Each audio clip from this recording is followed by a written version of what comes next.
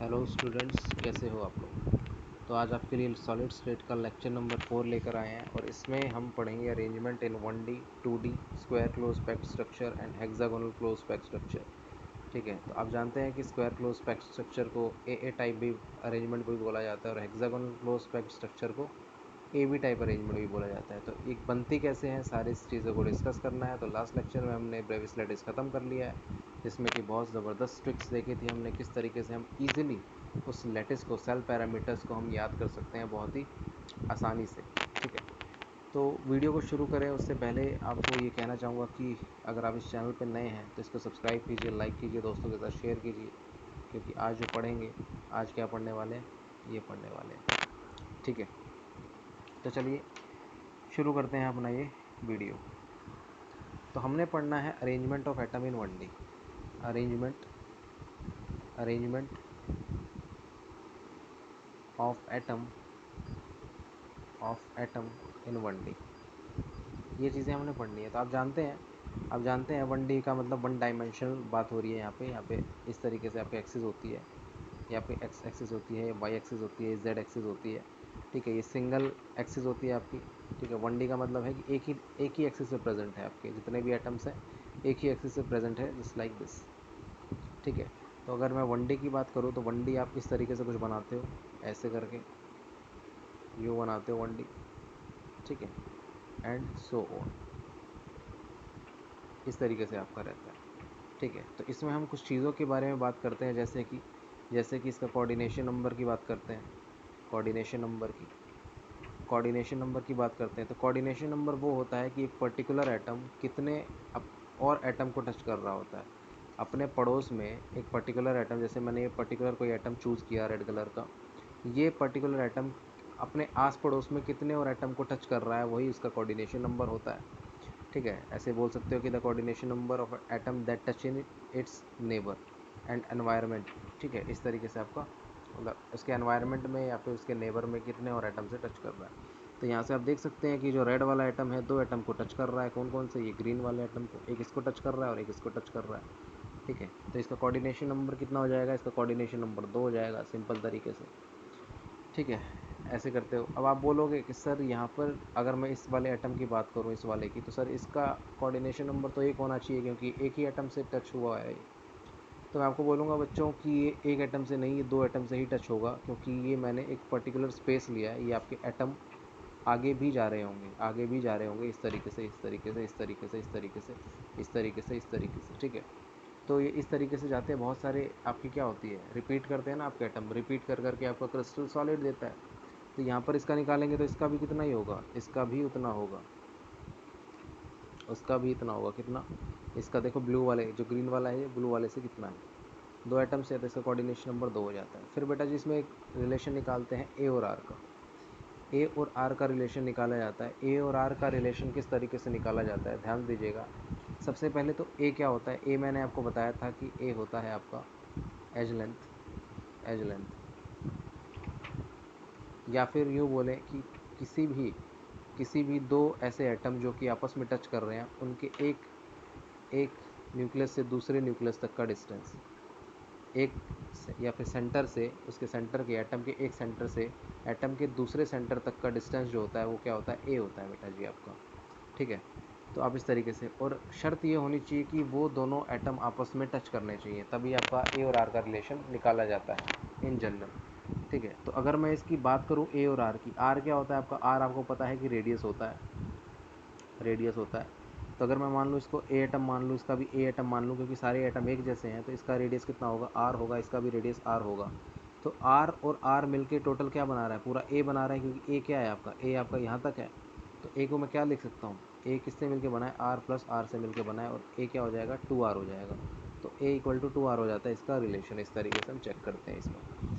Similarly एक case और हो सकता है कि मान लो एटम एक दूसरे के कांटेक्ट में ना होकर थोड़े दूर दूर हो, दूर दूर हो, दूर दूर हो, इस तरीके से। तो अगर मैं ए आर का निकालूँ, आपका ए आर का अगर रिलेशन निकालो, तो क्या होगा आपका? पहली बात तो ए आर का रिलेशन इस तरीके से निकलेगा, इस तरीके से, इस तरीके से। तो यहाँ पे आपको पता है ये आर होगा, ये आर होगा, और ये आपका क्या होगा? पूरा ए होगा। तो जो ए होगा आपकी बात 2r के इक्वल नहीं होगा। क्यों? क्योंकि यहाँ पर कुछ एक्स्ट्रा डिस्टेंस भी होगा।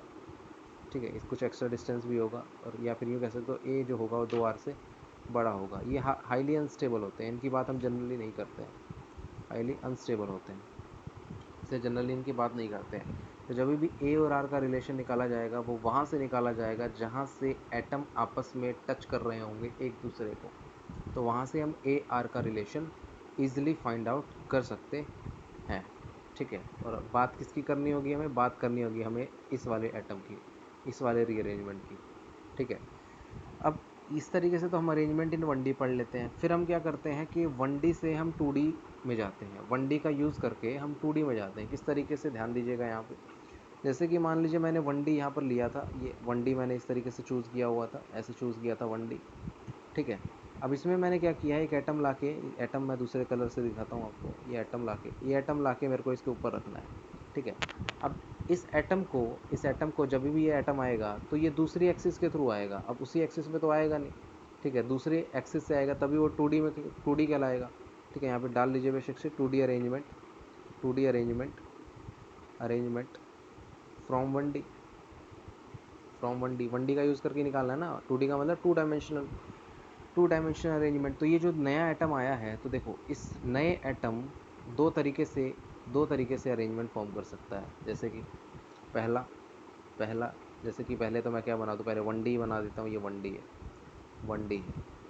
ठीक है, ये भी क्या है आपका, दो तरीके से, ये 1D है आपका, 1D होगा। ठीक है, तो यहाँ पे अगर सपोज़ करो कि एक जो एटम है जो कि आपका वॉयलेट कलर का है, ये एटम आपका इसके ऊपर इस तरीके से है, देखना ध्यान से देखना, इस तरीके से ये एटम आए, इसके डायरेक्ट नीचे, बिल्कुल सीधे नीचे आके इस तरीके से जुड़ जाए दूसरे एक्सिस में, मतलब दूसरी लेयर बनाए इस तरीके से। ठीक है, इस तरीके से जुड़ जाए, इस तरीके से जुड़ जाए, सेम ऐसे ही ऐसे ही ऐसे ही एक लेयर और बना देते हैं, इस तरीके से एक लेयर और बना दे बेशक से, ऐसे आके जुड़ जाए। ठीक है, तो अगर आप इनमें से कोई भी एक लेयर उठाओ, जो भी वॉयलेट वाली है, कोई भी एक इनमें से कोई भी एक लेयर उठाओ, और इस लेयर को अब ब्लू लेयर के ऊपर अगर रखोगे ना, ब्लू लेयर के आप ऊपर रखोगे, तो क्या पाओगे कि एक एटम ने दूसरे एटम को पूरी तरीके से कवर कर लिया। ठीक है, मतलब कि जो एटम नीचे रखा हुआ है, वॉयलेट कलर में, वही एटम क्या है आपका ऊपर, जो कि आपका ब्लू कलर में रखा हुआ है, स्काई ब्लू कलर में रखा हुआ है। ठीक है, मतलब कि ए लेयर, अगर मैं इसको ए लेयर लेता हूँ तो नीचे वाली लेयर भी क्या होगी, ए लेयर ही होगी, क्योंकि सारे एटम क्या हैं, एक जैसे हैं, दूसरा एक दूसरे के नीचे हैं। ठीक है, इसमें कोई भी डिसिमिलरिटी नहीं है, सारे क्या हैं, सिमिलर हैं। ठीक है, तो इसको क्या कहते हैं, ए टाइप बोलते हैं, ए टाइप रीअरेंजमेंट। और जैसा कि ए टाइप रीअरेंजमेंट आपका 3D में भी पढ़ते हो आप लोग, री एक सेकेंड, इसकी स्पेलिंग लिखते हैं फिर आपको बताते हैं। री अरेंजमेंट, जैसा कि आप जानते हो कि ये 3D में भी पढ़ते हो ए टाइप रीअरेंजमेंट, तो यहाँ पर स्पेसिफिकली नाम देना पड़ेगा कि 2D में बता रहे हो कि 3D की बात कर रहे हो, तो यहाँ हम 2D की बात करेंगे। ठीक है, सिमिलरली समझो कि अगर दूसरा एटम, जो ये वाला एटम है, मैं इसमें इस तरीके से लाऊं कि अब की बार एटम के नीचे एटम ना रख के दो एटम के बीच में ये एटम रखूं। ठीक है, अभी क्या था, अभी मैं एटम के नीचे, ये एटम था, इसके नीचे एटम रख रहा था। ठीक है, अब मैंने क्या किया, ये दो एटम है, इस तरीके से इसके नीचे लाके एक एटम रख दिया है। अब एटम के नीचे एटम नहीं है, दो एटम के बीच में एक एटम है। ठीक है, सिमिलरली ऐसे ही मैं यहाँ लिखूँगा इस तरीके से, सिमिलरली इस तरीके से लिखूँगा, इस तरीके से लिखूँगा, इस तरीके से लिख लूँगा। ठीक है, सिमिलरली फिर मैं ऐसे ही इस दो एटम के बीच में ऐसे एटम बनाऊँगा, और ऐसे एटम लिखूँगा, एटम लिखूँगा, एटम लिखूँगा, एटम लिखूँगा। सिमिलरली इस एटम के एटम नीचे नीचे इस तरीके से लिखूँगा, ऐसे लिखूँगा। ठीक है, इस तरीके से लिख दूँगा। तो यहाँ बच्चों आप एक नोट करोगे कि अगर मान लो ये 1D वाली लेयर जो थी, ए लेयर, अगर मैं इसको लेता हूँ, ए लेयर लेता हूँ, तो इनमें से कोई सी भी एक लेयर उठाऊँ, जैसे कि मान लो कोई सी भी, तो क्यों, पहले नीचे वाली उठाते हैं, मान लो ये वाली लेयर मैं उठाता हूँ, ये वाली, तो अगर मैं ये वाली लेयर उठा के ऊपर वाली लेयर पे रखूँगा ना, तो क्या मिलेगा मुझे मिलेगा कि ए लेयर जो है वो नीचे वाली जो लेयर है, वो दोनों आपस में क्या करेंगे, सुपर इम्पोज नहीं करेंगे। ठीक है, क्योंकि एटम के नीचे एटम नहीं, दो एटम के बीच में एक एटम है। तो अगर इस एटम को नीचे, इस एटम को उठा के, इस वाले एटम को उठा के अगर मैं ऊपर रखना चाहूँगा, तो कैसे रखूँगा, ये एटम इस तरीके से आएगा कुछ। ठीक है, मतलब कि ये जो नीचे वाली लेयर है वो डिफरेंट होगी, तो इसलिए इसको डिफरेंट नाम देते हैं, बी लेयर। ठीक है, अब मैं क्या करता हूँ, जो तीसरी लेयर है, जैसे कि ये वाली जो लेयर है, ये जो ग्रीन से दिखा रहा हूँ, ये लेयर है, अब इस लेयर को उठा के अगर मैं इस वाली लेयर पे रखूँगा, ऊपर वाली लेयर पे रखूँगा, ऊपर वाली लेयर पे रखूँगा, तो मुझे क्या मिलेगा कि देखो इस एटम के नीचे ये एटम है, बिल्कुल है, बिल्कुल है, ये एटम के नीचे एटम है, मतलब कि एटम के नीचे एटम है। अब जो तीसरी लेयर होगी वो एग्जैक्टली सेम होगी जो कि आपकी पहली लेयर थी, क्योंकि वो आपस में क्या कर जाएंगे, सिमिलर एटम है, एटम के ऊपर एटम आएंगे, सुपर इम्पोज हो जाएंगे, ठीक है, जिसकी वजह से ये जो लेयर होगी आपकी तीसरी वो ए लेयर ही होगी। सिमिलरली जो ये वाली लेयर होगी, ये वाली लेयर कौन सी होगी, ये वाली लेयर होगी ये वाली, ये वाली, ये वाली, तो इसको ए बी टाइप बोलते हैं, ए बी टाइप रीअरेंजमेंट बोलते हैं, रीअरेंजमेंट, रीअरेंजमेंट। और जैसा कि आपको मैंने बोला कि इसको 2D में और 3D में दोनों में पढ़ते हैं, तो यहाँ पर बताना पड़ेगा हमें कि 2D में पढ़ रहे हैं कि 2D, तो यहाँ 2D की बात चल रही है तो 2D में भी लिखेंगे, ठीक है। अब इनके जैसे ए टाइप रीअरेंजमेंट दे दिया, ए बी टाइप रीअरेंजमेंट दे दिया, तो इनके भी कुछ नाम होते हैं। नाम किस तरीके से दिए जाते हैं, नाम के बारे में बात करते हैं। देखो सबसे पहले नाम के बारे में बात करें उससे पहले मैं कोऑर्डिनेशन नंबर के बारे में डिस्कस कर लेता हूँ, कैसे देखना।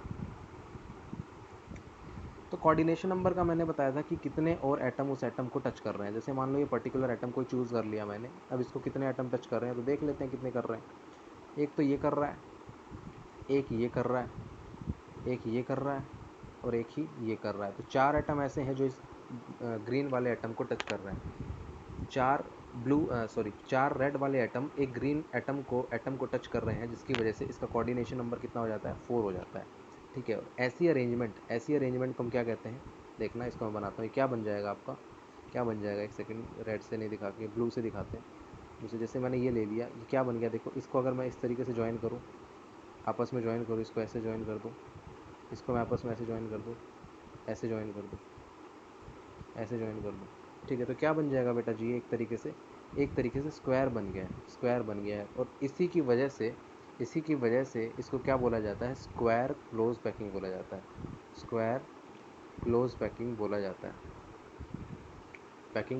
है इसको, ठीक है, इन 2D में, ठीक है, इस तरीके से इसको बोला जाता है। सिमिलरली अगर मैं इस वाले अरेंजमेंट की बात करूँ ए बी टाइप को, तो इसमें भी अगर मैं कोऑर्डिनेशन नंबर देखूँ तो कोई एक पर्टिकुलर एटम मैं चूज़ कर लेता हूँ। फॉर एग्जांपल मैंने चूज़ कर लिया ये वाला एटम मैंने चूज़ कर लिया, ये येलो वाला, ठीक है। अब येलो वाले का मुझे बताना है कि ये कितने और एटम से जुड़ा हुआ है। तो सिंपल है, चेक कर लो।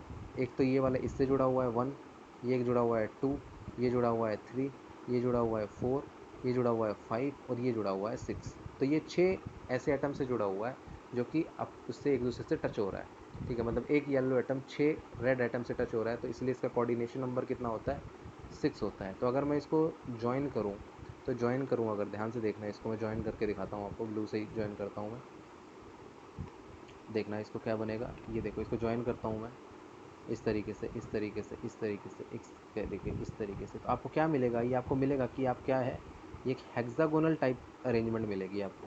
ये क्या हेक्सागोनल अरेंजमेंट मिलेगी, देखो देखो, अरेंजमेंट मिलेगी हेक्सागोनल, हेक्सागोनल बन गया ये।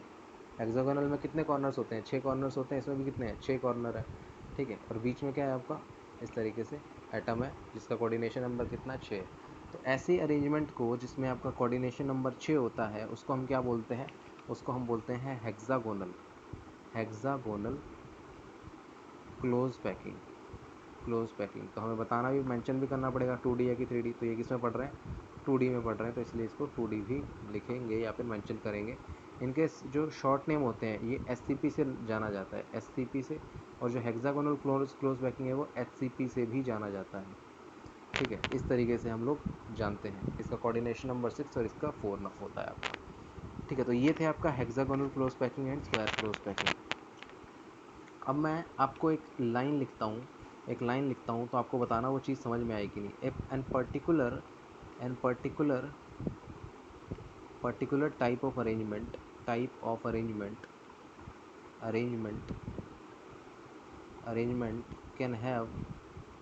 Can have infinite number of unit cell. देखो हम infinite number of unit cell बना सकते हैं एक पर्टिकुलर टाइप ऑफ अरेंजमेंट में। फॉर एग्जांपल जैसे कि हमने इसी में बनाया, ऐसे स्क्वायर क्लोज पैकिंग में बनाना है, तो एटम के नीचे एटम रखा जाएगा तभी स्क्वायर क्लोज पैकिंग बनेगा, ठीक है। इस तरीके से बनाया, इस तरीके से बनाया। तो स्क्वायर क्लोज पैकिंग में क्या था, हमने ये लिया है, स्क्वायर लिया है, इसमें दूसरे पेन से दिखाता हूँ, स्क्वायर लिया है मैंने ऐसे, ठीक है, इस तरीके से स्क्वायर लिया है बेटा जी, ठीक है। अब इसको हमने स्क्वायर क्लोज पैकिंग कह दिया और इसको क्या कह दिया हमने, एक यूनिट सेल चूज़ कर ली। क्या हम इसमें एक ट्रायंगल चूज़ कर सकते थे, क्या ट्रायंगल चूज़ कर सकते थे हम, ये वाली ट्रायंगल, ये वाली ट्रायंगल, ये वाली ट्रायंगल, क्या हम ये ट्रायंगल चूज़ कर सकते थे इसमें? तो देखो अकॉर्डिंग टू डेफिनेशन तो ये कहती है कि पर्टिकुलर टाइप ऑफ अरेंजमेंट के infinite number of unit cell हो सकती है। तो बिल्कुल इस ट्रायंगल को चूज़ कर सकते थे, इस ट्रायंगल को हम चूज़ कर सकते थे। क्यों? क्योंकि ये जो ट्रायंगल है ना, ये जो ट्रायंगल है वो किससे बना होगा, वो बना होगा आपका स्क्वायर से ही बना है, स्क्वायर से। देखो देखो स्क्वायर ही तो है एक तरीके से, आधा, एक स्क्वायर आधा इसको कर दिया तो क्या बन गया, ट्रायंगल ही बन गया। एक स्क्वायर को आधा कर दिया, डायगनली इसको बांट दिया तो ट्रायंगल ही बन गया, ठीक है।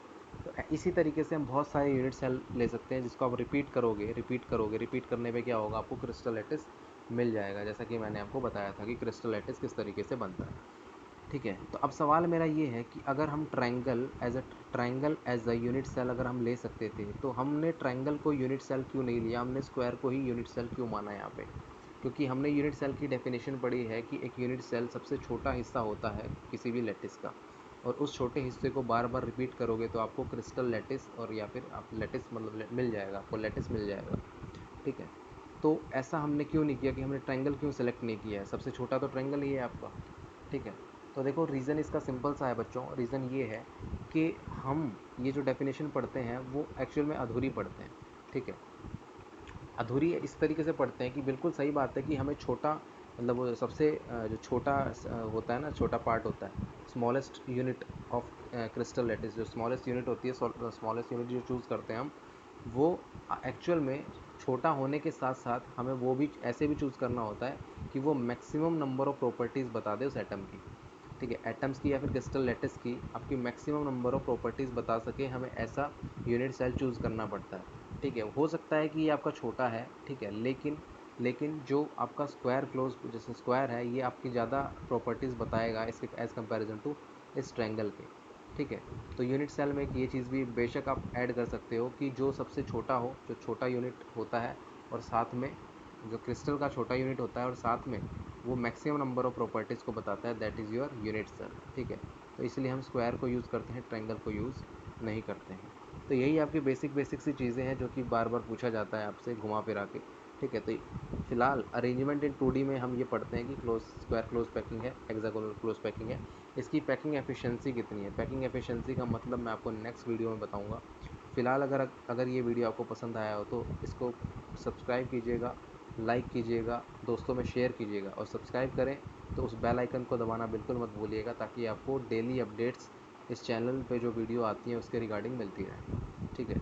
तो मिलते हैं आपको नेक्स्ट वीडियो में, तब तक के लिए धन्यवाद।